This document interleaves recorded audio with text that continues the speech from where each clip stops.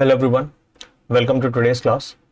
आज के लेक्चर में हम लोग 3D का टॉपिक कंटिन्यू करेंगे और मेजर टॉपिक जो आज का स्टार्ट होगा वो लाइंस से स्टार्ट होगा।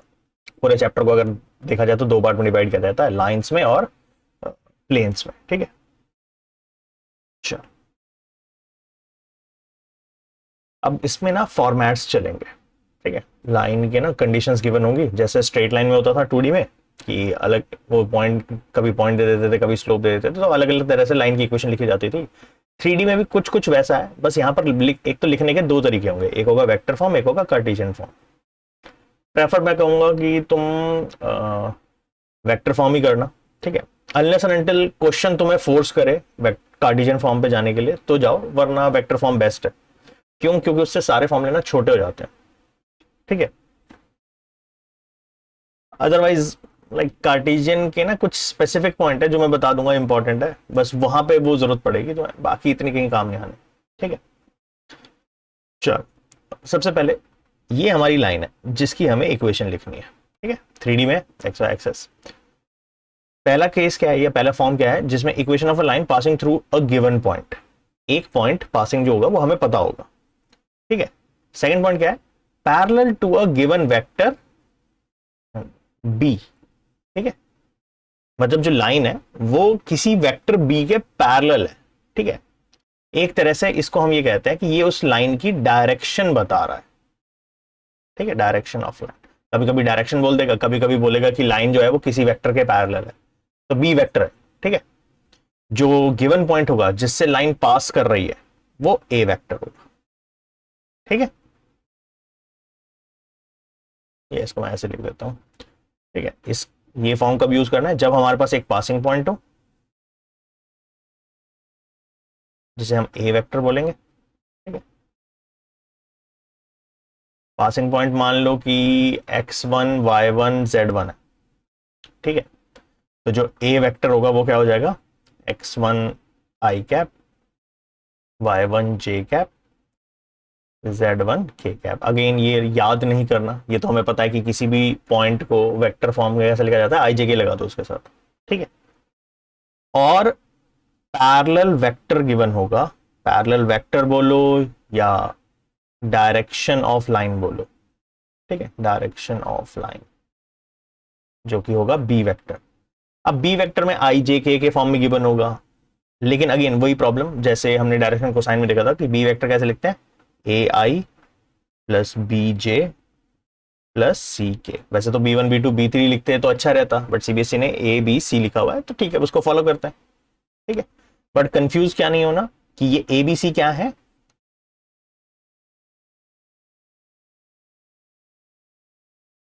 Component of B vector. ठीक है,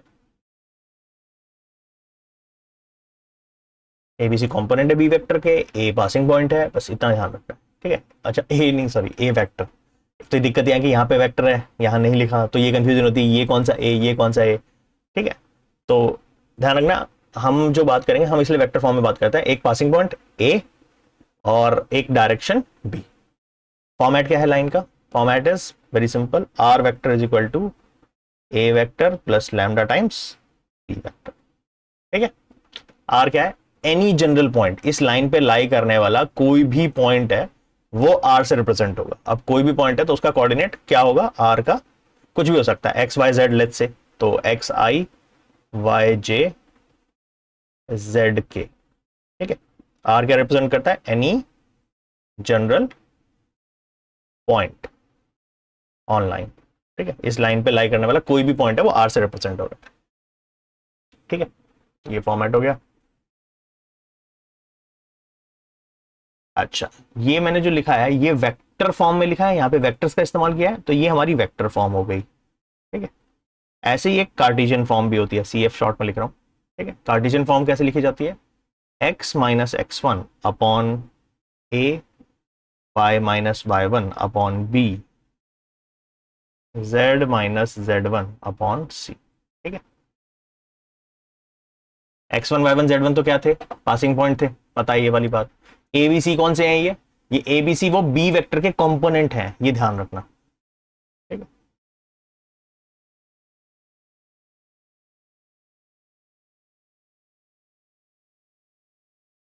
क्या हो गया इसको, हाँ ठीक है।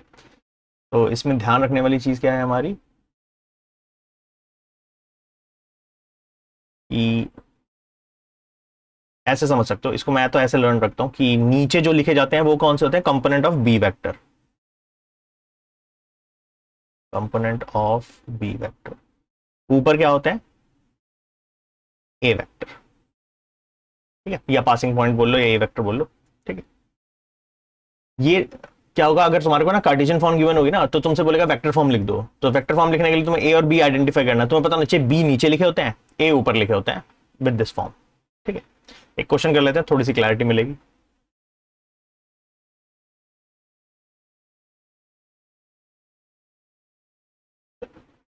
कह रहा है find vector and cartesian equation of a line passing through point, देखो पासिंग पॉइंट मिल गया, ये क्या है हमारा a, which is parallel to a vector, parallel to the vector मतलब ये क्या है हमारा बी।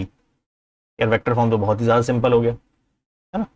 वेक्टर फॉर्म क्या हो जाएगा, R vector is equal to A plus lambda B. अच्छा लैम्डा क्या है, लैम्डा कोई भी नंबर हो सकता है, ठीक है, एक पैरामीटर है यहाँ पर बस, ठीक है, लैम्डा 1 2 3 कुछ भी हो सकता है, हमें वैल्यू नहीं डालनी, हमें answer in terms of lambda ही छोड़ के आना है, ठीक है। जब मैं कह रहा हूं ना कि आर जो है कोई भी जनरल पॉइंट है, लैम्डा की डिफरेंट डिफरेंट वैल्यू के लिए उस लाइन पे पॉइंट्स आते जाएंगे, ठीक है। तो हमें आंसर लैम्डा के टर्म्स में छोड़ना है, 5i plus 2j minus 4k, ठीक है। क्या किया मैंने, ए के साथ ए को वेक्टर फॉर्म बनाने के लिए क्या आई जे के लगा दिया, plus lambda times B vector तो गिवन ही था, parallel vector 3i plus 2j minus 8k, ठीक है, खत्म, इतना ही आंसर है। अच्छा कार्टेशियन फॉर्म लिखनी हो तो कार्टेशियन फॉर्म या तो आपने याद कर रखी है, ठीक है, इसका तो पहले दो फॉर्मेट्स के तो मैं कहूंगा कि याद कर लेना, ठीक है, काम आ जाते हैं, ठीक है। कैसा था, x minus x one upon a, y minus y one upon b, z minus z one upon c. X one y one z one थे क्या, यही वाले पॉइंट तो थे, ये जो पासिंग पॉइंट होता है इसी को x1 y1 z1 बोलते हैं, और ये जो बी वेक्टर के कंपोनेंट है ये ए बी सी है।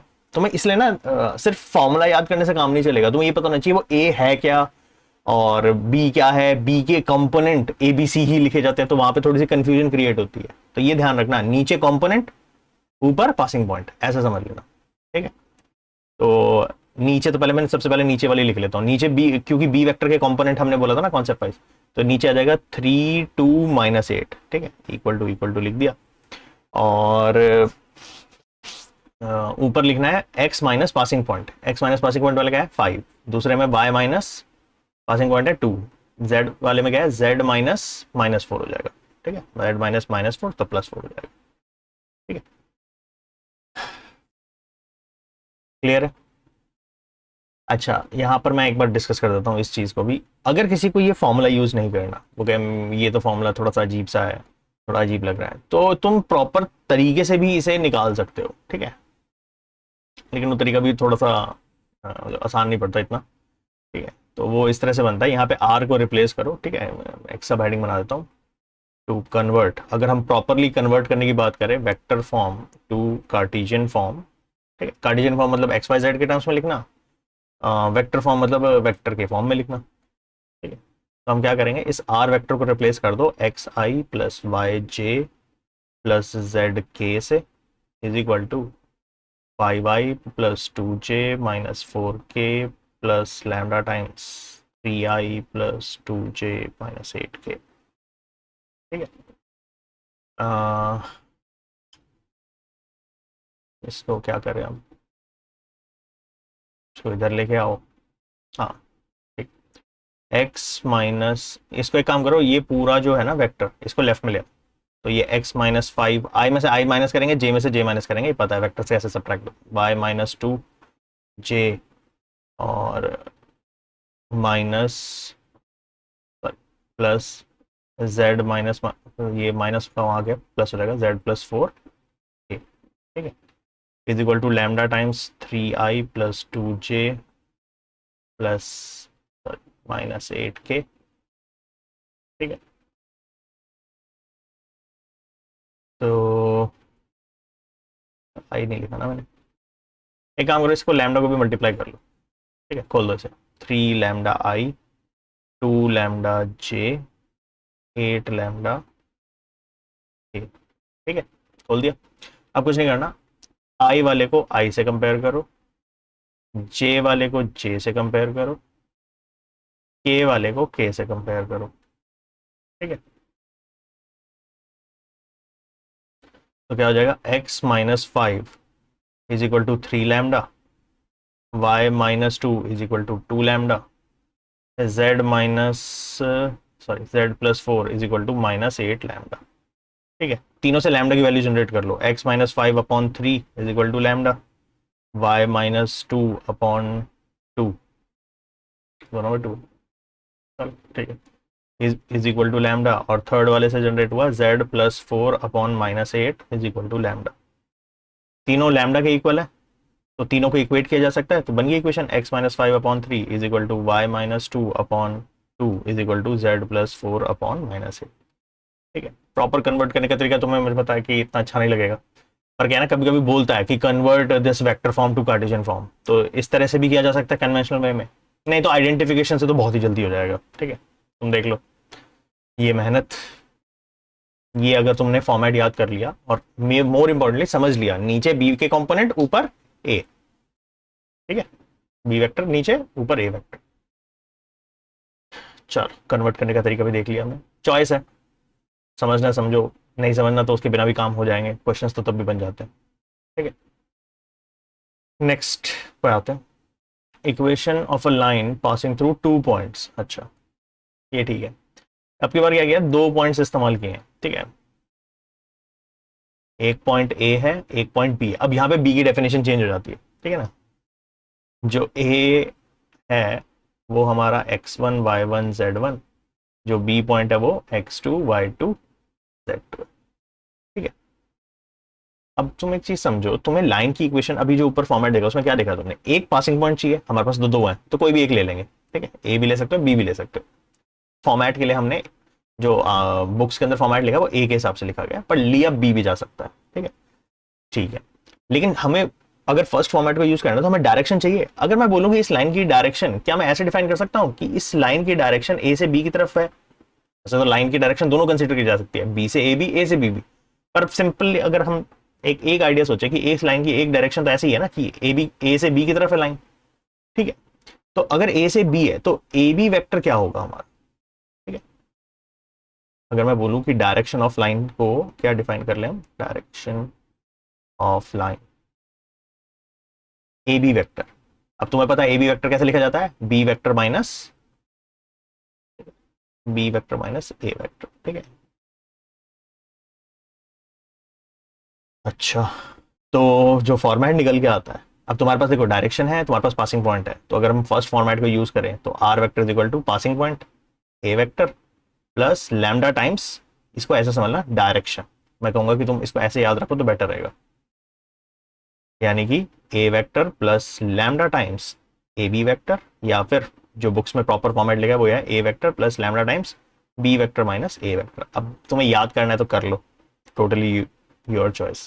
ठीक है, कोई दिक्कत नहीं है याद करने में, मैंने तुम्हें कॉन्सेप्ट बता दिया कि कॉन्सेप्ट तो यही है, passing point plus lambda times direction, direction चाहे ए बी से निकालो चाहे बी ए से। अगर किसी बच्चे ने बी माइनस ए की जगह ए माइनस बी कर दिया तो गलत नहीं है, आंसर वो भी सही है। हाँ, अगर एमसीक्यू फॉर्म में गिवन है तो हो सकता है वो मैच ना कर रहा, बट आंसर वो भी करेक्ट है। किसी ने यहां पर पासिंग पॉइंट में ए ना लेके बी ले लिया तो क्या गलत हो जाएगा, नहीं, वो भी ठीक है। ठीक है, ऑप्शन मैच हाँ हो सकता है ना करे। ठीक है, तो अगर बिल्कुल बुक की नोटेशन फॉलो करनी है तो ये है, पर कॉन्सेप्ट समझ लो। इस पूरे चैप्टर में ना 3D में ये वाली चीज मैं कई जगह दिखाऊंगा तुम्हें कि ना जरूरी नहीं है कि जो फॉर्मूला लिखा है उसी से आंसर आने वाला है, आंसर और भी तरीके से लिखा जा सकता है। ठीक है, यहाँ पे ए की जगह बी भी लिख सकते हो, यहाँ पे बी माइनस ए की जगह ए माइनस बी भी चल सकता है। ठीक है, वैसे पेपर में इसी फॉर्मेट के हिसाब से आंसर गिवन होगा। ठीक है, अच्छा क्वेश्चन कर लेते हैं इसमें तो इतना सही कॉन्सेप्ट है, ज्यादा खास। ठीक है, अगर डायरेक्ट याद करना हो तो सिर्फ ये फॉर्मूला याद कर लेना, कॉन्सेप्ट मैंने बता ही दिया क्या है। अच्छा, ये पासिंग पॉइंट है, ये ए हो गया, ये बी हो गया। ठीक है, तो सबसे पहले डायरेक्शन ही निकाल लेते हैं लाइन की ना, मैं तो ऐसे ही सॉल्व करना प्रेफर करता हूँ, डायरेक्शन यानी कि ए बी वेक्टर, यानी कि B vector minus a vector. Vector minus करना तो पता ही है, आई में से आई, जे में से जे, के में से के, या एक्स कोऑर्डिनेट में से एक्स माइनस सब्ट्रैक्ट करो, वाई में से वाई करो। तो 3 minus minus 1 4i, 4 minus 0 4j, 6 minus 2 4k। ठीक है, डायरेक्शन होगी लाइन की, और पासिंग पॉइंट किसी को भी चूज कर सकते हो। ठीक है, हो सकता है ये चूज कर लो, हो सकता है ये चूज कर लो, मैं अभी इसी को ले लेता हूँ, ऑर्डर में है तो ये ले लिया। तो ए पॉइंट वेक्टर हमारा क्या हो गया, -1i plus 0j plus 2k। Equation r is equal to a time a plus lambda times b minus a, या बेसिकली ए बी वेक्टर ना, a vector plus, sorry value डाल देते हैं, -1i plus 0j plus 2k। ठीक है, अब 0j भी नहीं लिख रहे तो भी ठीक है। ठीक है, जब कोई चीज़ 0 है तो उसे लिख के भी क्या करना, प्लस लैम्डा टाइम्स क्या निकाला हमने direction, 4i plus 4j plus 4k। ठीक है, ये हो गया। अच्छा, ऐसा कर सकता है, यहाँ पे इसने क्वेश्चन में बोला नहीं बट यहाँ पर ये किया जा सकता है, एंड कार्टेशियन फॉर्म भी मांग ली। कार्टेशियन फॉर्म कैसे होती है, अब इसकी कार्टेशियन फॉर्म अगर मैं तुम्हें फॉर्मूला दूं ना तो बहुत कॉम्प्लिकेटेड है। ठीक है, मतलब बहुत तो नहीं, ठीक ठाक है कॉम्प्लिकेटेड। तो वही है, जितने ना देखो जितने भी फॉर्मेट कराऊंगा हर एक के ना वेक्टर कार्टेशियन है, तो तुम्हारे फॉर्मूले ना डबल हो जाएंगे। तो अगर तुम्हें देखना है तो तुम बुक से देख लेना। ठीक है, मैं यहाँ पर तुम्हें वो कॉन्सेप्ट सिखा रहा हूँ जो मैंने अभी ऊपर सिखाया। तुम्हारे पास अगर एक लाइन की इक्वेशन है तो ये जिसके साथ लैम्डा नहीं लगा होता ये पासिंग पॉइंट होता है, ये क्या होता है हमारा, ये पासिंग पॉइंट, और ये डायरेक्शन। तो कार्टेशियन फॉर्म कैसे लिखते हैं, X minus passing point, X minus क्या है यहाँ पे -1 है, तो X minus -1 plus 1 upon, sorry is equal to Y minus, यहाँ पे तो कुछ है ही नहीं वाई का, तो Y minus 0 is equal to Z minus, यहाँ पे इसका पासिंग पॉइंट क्या है 2, z-2। अपॉन में क्या चलते थे, नीचे क्या लिखते थे, component of B vector. B vector क्या होता था, बेसिकली डायरेक्शन। ठीक है, कहाँ गया ऊपर जो कॉन्सेप्ट सिखाया था यहाँ पे, कंपोनेंट ऑफ बी वेक्टर। एक काम करो यहाँ पे ना कॉन्सेप्ट में लिख लो, यहाँ पे ये पासिंग पॉइंट है। ठीक है, ताकि जब सिर्फ फॉर्मूला भी अगर शॉर्ट नोट्स बनाओगे तो ठीक रहेगा। ये पासिंग पॉइंट, और ये नीचे क्या होता है, कंपोनेंट ऑफ बी वेक्टर या डायरेक्शन। ठीक है,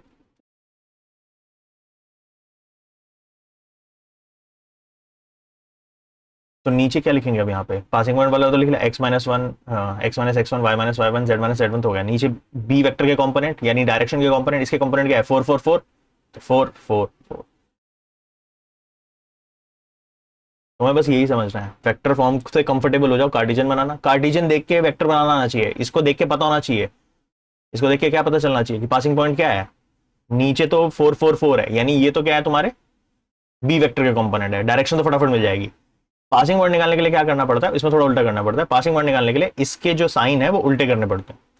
जैसे अगर 1 है तो -1 पासिंग पॉइंट होगा, 0 का तो खैर 0 ही रहेगा, -2 का +2 पासिंग पॉइंट हो जाएगा। ठीक है, तो कार्टेशियन फॉर्म अगर लिखे तो उससे तुम्हें पासिंग पॉइंट और डायरेक्शन जज करनी आनी चाहिए। एक काम करता हूँ मैं, अच्छा लो अगला क्वेश्चन है वही। ठीक है, मेरा काम आसान हो गया। चलो, कार्टेशियन फॉर्म की इक्वेशन दी हुई है, तुमसे वेक्टर इक्वेशन मांग ली, तुम्हें पता है वेक्टर इक्वेशन में तुम्हें चाहिए क्या, r equal to A vector मतलब passing point plus lambda times b direction. B कहाँ लिखे होते हैं, बी नीचे लिखे होते हैं, ये बी वेक्टर हो गया। ए कहाँ होते हैं, ए ऊपर लिखे होते हैं, बस इसके साइन चेंज कर दो। ठीक है, ए साइन बदलना, इसके क्या हो जाएगा -3 5 और -6। ठीक है, बी के क्या हो जाएंगे 2 4 2। ठीक है, कंपोनेंट हो गए सारे, अब इसको बस वेक्टर फॉर्म में लिख दो। ए है हमारा -3i plus 5j -6k plus lambda times B vector है 2i 4j 2k। तो थोड़ा सा ध्यान रखना ये इसमें यहाँ पर साइन चेंज। ठीक है, जो भी साइन लिखा हो साइन बदल दो। ठीक है, पासिंग पॉइंट मिल जाएगा, और नीचे तो डायरेक्शन के कंपोनेंट होते हैं बस। ठीक है, वेक्टर से कार्टेशियन, कार्टेशियन से वेक्टर, कंफर्टेबल हो जाना चाहिए अब तक। ठीक है, एक दो क्वेश्चन और अपने एंड पे करके देख लेना इससे, या इसी को एक बार वापस रिवाइज कर लेना खुद। चल नेक्स्ट कॉन्सेप्ट पे आते हैं। नेक्स्ट कॉन्सेप्ट है हमारा एंगल बिटवीन टू लाइंस। ठीक है, ये पहली लाइन है, ठीक है, ये दूसरी लाइन है, इनके बीच में एंगल मांगा है। ठीक है, वो थोड़ा सा ज्यादा इसमें पास बना रखा है। ठीक है, तो एनी हाउ ये एंगल निकालना है हमें दो लाइंस के बीच में। 3D है पहली बात, तो वेक्टर फॉर्म में गिवन होगी इक्वेशन। ठीक है, नहीं होगी तो कार्टेशियन फॉर्म में अगर गिवन हो तो क्या दिक्कत है, तुम्हें तो वेक्टर फॉर्म बनाना आता है तो वेक्टर फॉर्म बना लेना। तो मैं अज्यूम कर रहा हूँ कि तुम वेक्टर फॉर्म बनाने में कंफर्टेबल हो गए हो। ठीक है, यहाँ पर, और तुम बना लोगे वेक्टर फॉर्म। वैसे तो नहीं भी बना पाओगे तो भी काम हो जाएगा, पता है। अब तुम पहले ये समझो, एक पासिंग पॉइंट यहाँ है, एक पासिंग पॉइंट यहाँ है लाइन का। ठीक है, मतलब एक लाइन का यहाँ, एक लाइन का यहाँ। ये पासिंग पॉइंट कहीं पे भी हो लाइन के, उससे एंगल का कोई लेना देना है क्या? पासिंग पॉइंट एंगल पे तो डिपेंड करेगा नहीं। एंगल किस बात पे डिपेंड कर रहा है? इस लाइन की डायरेक्शन कहां है। अगर ये डायरेक्शन यहां ना हो के लाइन ऐसी होती तो एंगल बदलता। यानी ये समझ में आना चाहिए कि एंगल बिटवीन लाइन जो है वो डायरेक्शन पे डिपेंडेंट है। तो बेसिकली मैं ये बोल दूं कि अच्छा, क्योंकि अगर हमने ये बोला कि एंगल डायरेक्शन पे डिपेंड है, तो इसकी डायरेक्शन कैसे मिलती है? बी वेक्टर से। ठीक है, ये सेकंड लाइन है तो B2, इसकी डायरेक्शन कैसे मिलेगी? B1 से। तो मैं ये बोल सकता हूं कि एंगल बिटवीन जो लाइन है वो angle between their B vector. तो मैं बस इतना कॉन्सेप्ट समझना है, एक बार वापस समझा रहा हूं। दो लाइंस के बीच में एंगल उनकी डायरेक्शन पे डिपेंड करेगा, पासिंग पॉइंट पे नहीं। ठीक है, चाहे पासिंग पॉइंट नियर का ले लो, फार का ले लो, उससे क्या फर्क है? लाइन का डायरेक्शन बदल जाएगी तो एंगल बदलेगा। डायरेक्शन का मतलब क्या है? B vector. पहली लाइन का B1, सेकंड का B2। तो angle between line is angle between their B vector. और उसके बाद तो कॉन्सेप्ट ही खत्म हो गया। उसके बाद तो क्या है? दो वेक्टर्स के बीच में एंगल निकालना हमने वेक्टर में सीखा था, कैसे निकालते थे? उनका डॉट प्रोडक्ट करो, डिवाइड बाय देयर मैग्नीट्यूड। वहां पर हम ए और बी के बीच में निकालते थे, तो हम कहते थे A dot B upon mod A mod B. यहाँ पे B1 और B2 है, तो B1 dot B2 upon mod B1 mod B2। अब ये कोई नया फॉर्मूला थोड़ी ना है। नया तो क्या है? ये कॉन्सेप्ट कि एंगल बिटवीन लाइन जो है वो एंगल बिटवीन बी वेक्टर से। फिर वो पुराना घिसा बेटा कॉन्सेप्ट फिर से आएगा। दो लाइन पैरेलल है तो क्या कंडीशन होंगी? दो लाइन परपेंडिकुलर है तो क्या कंडीशन होंगी? भाई लाइन पैरेलल या परपेंडिकुलर बी वेक्टर पे डिपेंड करेगा। अगर B1 dot B2 dot product 0 होता है तो वेक्टर परपेंडिकुलर है। वेक्टर परपेंडिकुलर है मतलब लाइंस भी परपेंडिकुलर है। दो लाइन पैरेलल की कंडीशन क्या होती थी? लैम्डा टाइम्स हो जाता था, याद है? वेक्टर्स के अंदर रिवाइज कर लेना, वो वाले क्वेश्चन मैंने कराए थे, ओरल वाले कराए थे एक दो। नहीं तो जब इसमें आएगा तब समझा दूंगा। ठीक है, तो वहां पर कंडीशन होती थी पैरेलल के लिए ए इज लैम्डा टाइम्स बी। अगर दो वेक्टर पैरेलल है तो ये कंडीशन होगी। तो यहां पर क्या हो जाएगा? ए और बी तो नहीं है, यहाँ तो B1 B2 है, तो B1 is equal to lambda times B2। तो अगेन अगर तुमने वेक्टर ढंग से पढ़ रखा है तो तुम्हें यहाँ पे ज्यादा दिक्कत नहीं आएगी। सेम ही कंडीशन है, कोई अलग कंडीशन नहीं है। ठीक है, पैरेलल की कंडीशन, परपेंडिकुलर की कंडीशन, और ये फॉर्मूला क्या है? B1 dot B2 upon mod B1 mod B2। चल क्वेश्चन देखते हैं।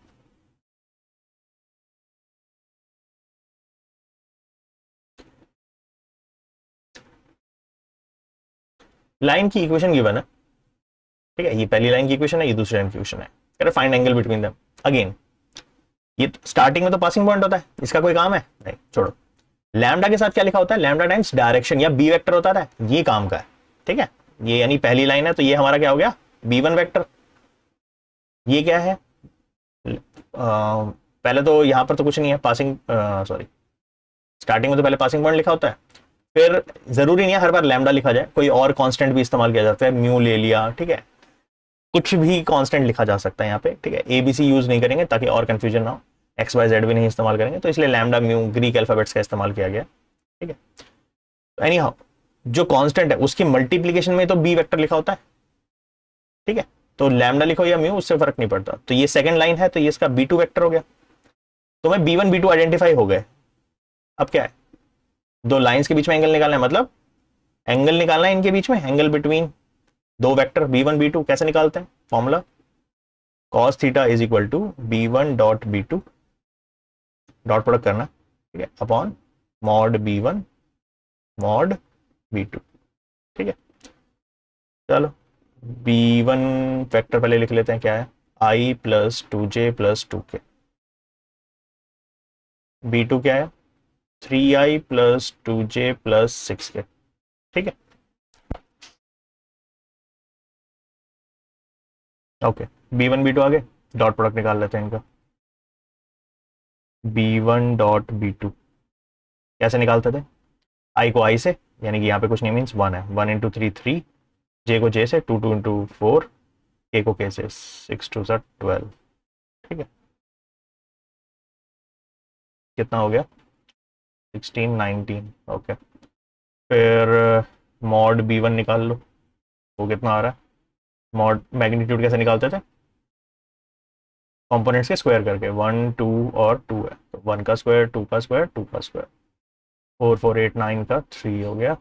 B2 निकाल लो मैग्नीट्यूड, 3 का स्क्वायर हो गया। ठीक है, 3 का स्क्वायर, 2 का स्क्वायर और 6 का स्क्वायर, 9 4 13 13 + 36। बहुत वियर्ड सी वैल्यू आ गई है, तो सही होगा क्या?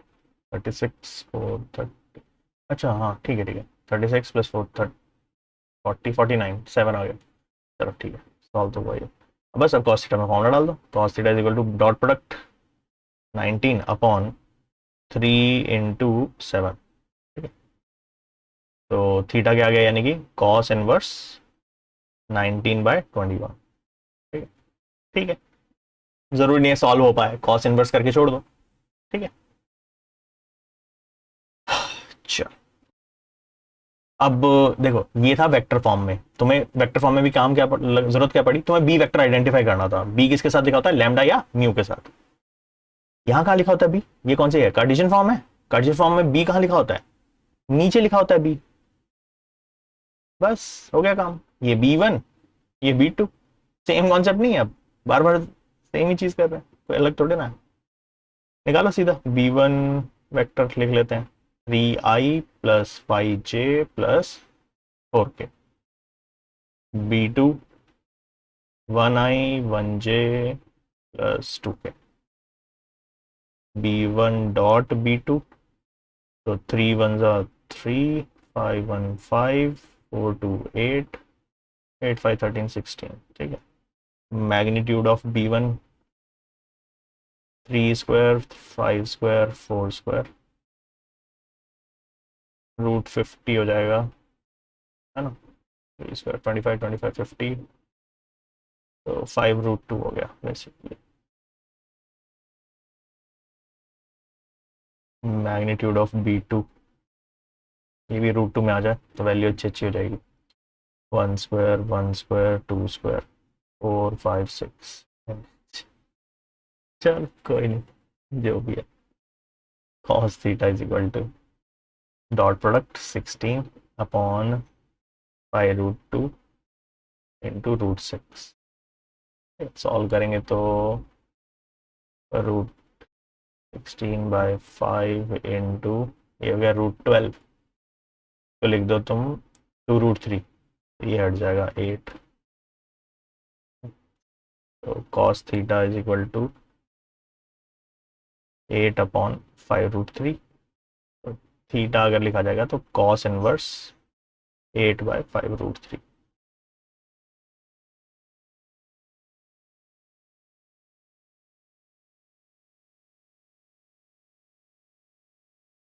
एटी फाइव, ठीक है। मैं देख रहा था इनवैलिड तो नहीं हो रही ना वैल्यूज। कॉस के अंदर, कॉस इनवर्स के अंदर 1 से बड़ी वैल्यू नहीं आ सकती ना, 5√3 बड़ा। ठीक, 4, ये हो गया। लाइंस के बीच में एंगल निकालना सीख लिया। ठीक है, बी वेक्टर ढूंढना है बस घूम फिर। हाँ ये है।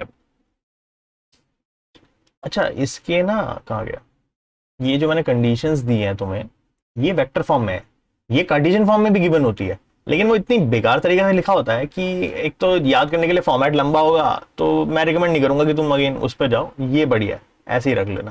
ठीक है, अब ये देखो तुम formula, distance between skew line, इसका फॉर्मूला वेक्टर फॉर्म में इतना कॉम्प्लिकेटेड है, तो क्या नाम है, कार्टेशियन फॉर्म में तो और भयंकर बन जाता है ये। तो इसलिए तो मैं तो रिकमेंड करता नहीं। ठीक है, किसी को पढ़ना तो बुक से देख लेना, इससे काम बहुत हो जाता है।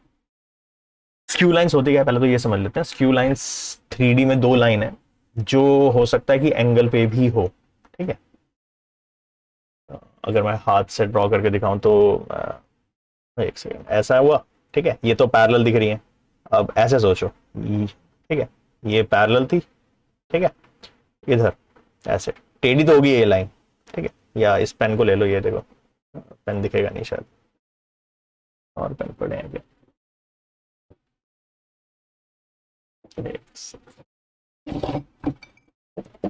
हाँ चलो ये मिल गया, देखो ये लाइन तो हुई इंटरसेक्टिंग, टच कर रही है ना, ठीक है, यहाँ पे देखना, ठीक है। अब ये देखो ये होगी पैरेलल। अब ये देखो ये मैंने यहाँ पर इस तरह से जो रखा, ठीक है, ये पेन मैंने ऐसे पॉइंट कर दिया, ये ऐसे, अब ये है तो एंगल पे, ठीक है, ऐसा लग रहा है कि इंटरसेक्ट कर रही है, पर यहाँ पर ऐसे देखो, जब मैं इसे रोटेट करता हूँ तो ये देखो इनके बीच में गैप है, एंगल है लेकिन फिर भी इंटरसेक्ट नहीं कर रही, ऐसा पॉसिबल सिर्फ 3D में ही है, ठीक है। तो जरूरी नहीं है कि दो लाइंस अगर किसी एंगल पे हो तो वो इंटरसेक्ट करेंगी करेंगी, फॉर श्योर नहीं है। तो यहां से एक इंटरेस्टिंग केस निकल के आता है जिसे हम स्क्यू लाइंस बोलते हैं, कि दो लाइन है 3D में है और एंगल पे भी है लेकिन इंटरसेक्ट नहीं करने वाली, चाहे कुछ भी हो जाए। तो उसके बीच में डिस्टेंस कैसे निकालते हैं, ठीक है। तो पहली लाइन इक्वेशन मान लो तुम्हारे पास है a1 प्लस लैम्डा b1, दूसरी की है a2 प्लस म्यू b2, ठीक है, दो लाइंस है। तो इनके बीच में जो डिस्टेंस निकालने का फॉर्मूला है वो है b1 cross b2 dot a2 minus a1 upon mod of b1 cross b2, और बाहर एक फाइनल मॉड लगा हुआ है। वो मॉड क्यों लगाया गया, हो सकता है डॉट प्रोडक्ट नेगेटिव आ जाए, तो डॉट प्रोडक्ट नेगेटिव आ जाए तो क्या करेंगे, डिस्टेंस थोड़ा नेगेटिव होता है, तो उस चीज को पॉजिटिव बनाने के लिए। अब मैं तुम्हें बताता हूं, मान लो ये पेपर तुम्हें प्रिसाइसली याद नहीं है फॉर्मूला, लेकिन तुम्हें इतना पता है कि बी का क्रॉस होता था a2 और a के साथ, मतलब सब्ट्रैक्ट करके डॉट होता था।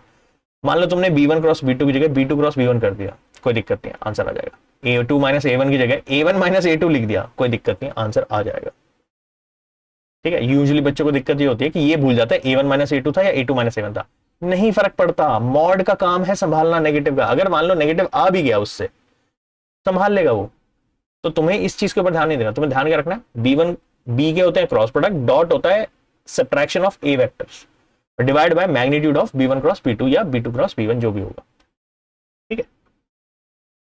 चलो अब इसे मैं ये कहूंगा कि तुम ना हवा में मत करना इसको, क्योंकि ये वाले क्वेश्चन में ना गलती होने के चांसेस ज्यादा है, कैलकुलेशन एरर होता है। तो इसको स्टेप से करना, पहला स्टेप आराम से b1 क्रॉस b2 निकालना, ठीक है, ये एक वेक्टर आएगा। Second step b1 cross b2 निकालने के बाद उसका डॉट करना a2 माइनस a1 के साथ, ठीक है। जब ये क्वांटिटी कैलकुलेट हो जाए तो अब तो थर्ड बचा बस b1 क्रॉस b2 का मैग्नीट्यूड निकाल लेना और फिर फॉर्मूले में पुट कर देना। ये तीन चीजें इस ऑर्डर में निकाल लेना, कोई दिक्कत नहीं, ठीक है। इसको ऐसे ही करना इजी रहेगा। फॉर्मूला एक तो मैं बता रहा हूँ, ये वेक्टर फॉर्म में फॉर्मूले छोटे होते हैं, उसके बावजूद ये फॉर्मूला इतना बड़ा है। कार्टेशियन फॉर्म में ये डिटर्मिनेंट की फॉर्म में लिखा जाता है, बहुत बड़ा फॉर्मूला है, उसमें भी 1 2 2 1 वाली कंफ्यूजन बहुत होती है, बच्चों को समझ में नहीं आता कब क्या पुट करना। बेस्ट है ये, ठीक है। दूसरा आता है अगर दो लाइंस पैरेलल है, अगर दो लाइंस पैरेलल है तो दोनों लाइन की डायरेक्शन सेम होगी, ठीक है। तो मान लो एक लैम्डा टाइम्स म्यू है, एक म्यू टाइम्स बी है, ठीक है। तो उस केस में जो डिस्टेंस होगा दो पैरेलल लाइन के बीच में वो कैसे निकाला जाएगा, B cross a2 minus a1 upon magnitude of B. कुछ कुछ इससे जैसा ही है, बट यहां पे ध्यान रखना क्योंकि सिर्फ बी एक ही है, तो बी का क्रॉस करेंगे हम a2 माइनस a1 के साथ, ठीक है, अपॉन मैग्नीट्यूड ऑफ बी। चलो अब एक काम करते हैं, क्वेश्चन करके देख लेते हैं। Find the shortest distance between L1 and L2 whose vector equations are this। Vector equation दी हुई है हमारे को, ओके। तो पहले आइडेंटिफाई कर लेते हैं ए और बी, ठीक है। पहला पार्ट ए होता है लैम्डा के साथ, बी होता है ये a1 b1, ये पहला वाला पार्ट a2 म्यू के साथ b2, ठीक है। चलो शुरू करते हैं। सबसे पहले b1 क्रॉस b2 निकालना है, क्रॉस प्रोडक्ट याद है, मेहनत करते थे, डिटर्मिनेंट करके करना पड़ता था। आई जे के पहले b1 के कंपोनेंट लिखे जाएंगे, b1 के कंपोनेंट है 2 माइनस 1 1, फिर b2 के हैं 3 माइनस 5 2, ठीक है। सॉल्व करो, एक्सपैंड करेंगे ऐसे प्लस माइनस प्लस के साथ, तो आई इंटू -2 माइनस ऑफ -5 +5, 3 हो गया, ठीक है, minus j into 2 4 minus 3 1 plus k into minus 10 plus 3 minus 7। तो ये आ रहा है 3i माइनस जे माइनस 7k। ठीक है, चलो चेक कर लेते हैं फिर से आई के साथ, क्योंकि जो गलती होती है ना वो क्रॉस में ही होनी होती है। ठीक है, बाकी तो आगे जाके फिर सेम ही होना है, क्योंकि ये गलत हो गया तो फिर तो डॉट प्रोडक्ट भी गलत निकलेगा, मैग्नीट्यूड भी गलत निकलेगा, सब कुछ ही गलत निकलेगा, तो स्टेप आगे वगैरह भी कुछ नहीं मिलने वाली तुम्हें। हाँ हाँ, आई के साथ कर रहे थे हम, -2 + 5, ठीक है 3 है, जे के साथ करेंगे 4 - 3 1, ए के साथ -10 + 3 -7। ठीक, चलो वेक्टर निकल गया b1 क्रॉस b2। अब a2 - a1 पहले निकाल लेते हैं। इसको एक काम करता हूँ, a2 - a1 ना इसी के नीचे लिखता हूँ, क्योंकि डॉट करना है, मेरा काम आसान हो जाएगा।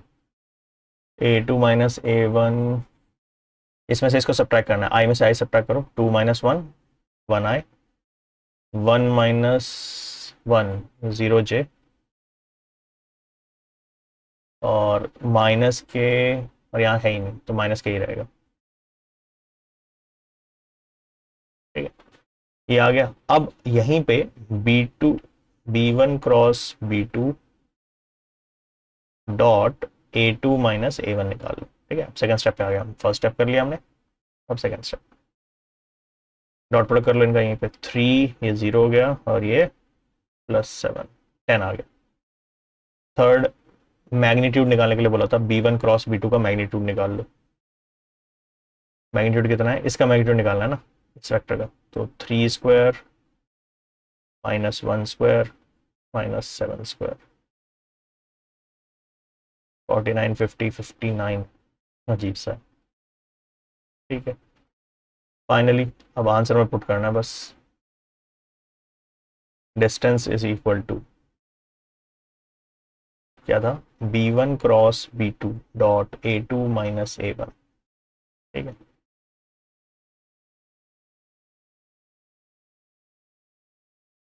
Upon magnitude of b1 cross b2। ठीक है, b1 क्रॉस b2 कितना आया, 10, सॉरी डॉट प्रोडक्ट वाला कितना आया था, 10 अपॉन √59। चलो ठीक है, पॉजिटिव है तो कोई दिक्कत ही नहीं है, मॉड का काम तो पॉजिटिव करना था बस,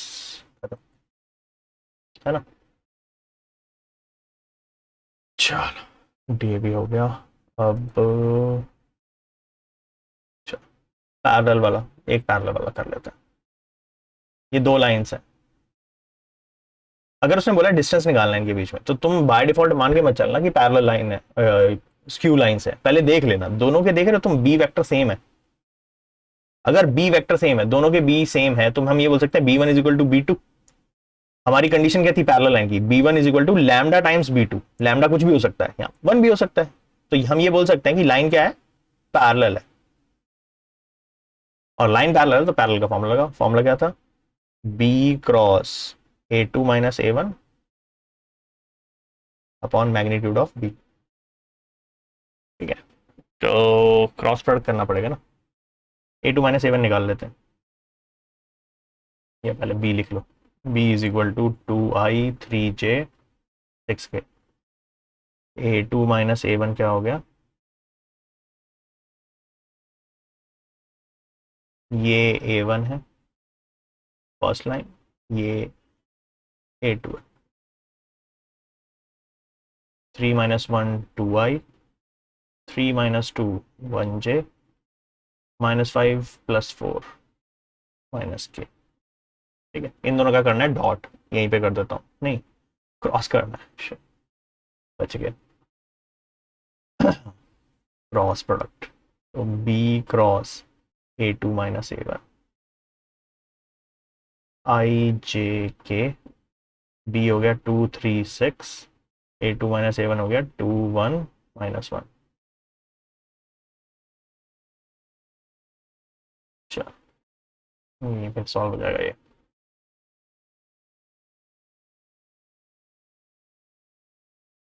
i इंटू एक्सपैंड करेंगे, प्लस माइनस प्लस के अबाउट, तो आई इंटू कॉलम छोड़ दो रो छोड़ दो, इसका सॉल्व करेंगे तो -3 -1 -6 -9 हो गया, प्लस -j इंटू -2 -12 -14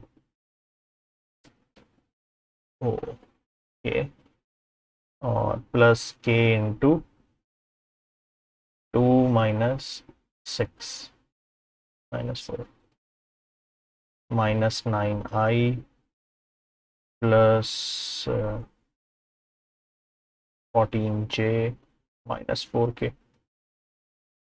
अजीब सा आ रहा है ना, प्रेडिक्ट तो कर नहीं सकते ऐसा कुछ, मतलब इसमें कोई ऐसा वो तरीका तो है नहीं कि कोई हाँ पता चल जाए। चल, अच्छा क्रॉस निकल गया, अब क्या बचा है, अच्छा यहाँ पे मैंने मैग्नीट्यूड नहीं लगाया,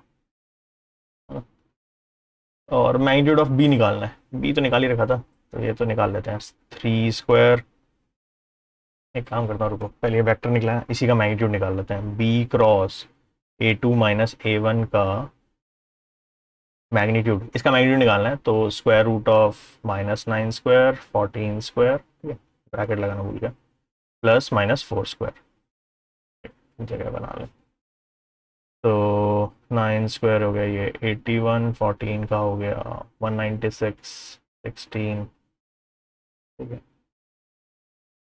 196, 202,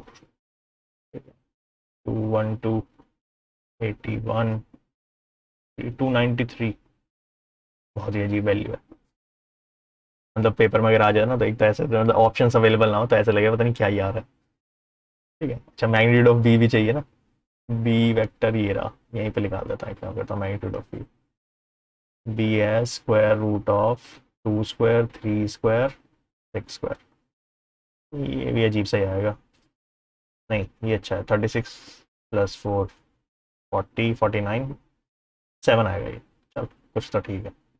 फाइनली योर डिस्टेंस जो हमें मांगा था वो क्या करना है हमें, B cross A2 minus A1 का मॉड अपॉन बी का मॉड, इसका मॉड कितना निकाला, स्क्वायर रूट ऑफ 293, ये निकाला 7, यूनिट्स लिख देंगे बस, डिस्टेंस है तो यूनिट्स लिख देंगे, ठीक है, ये फाइनल आंसर हुआ तुम्हारा।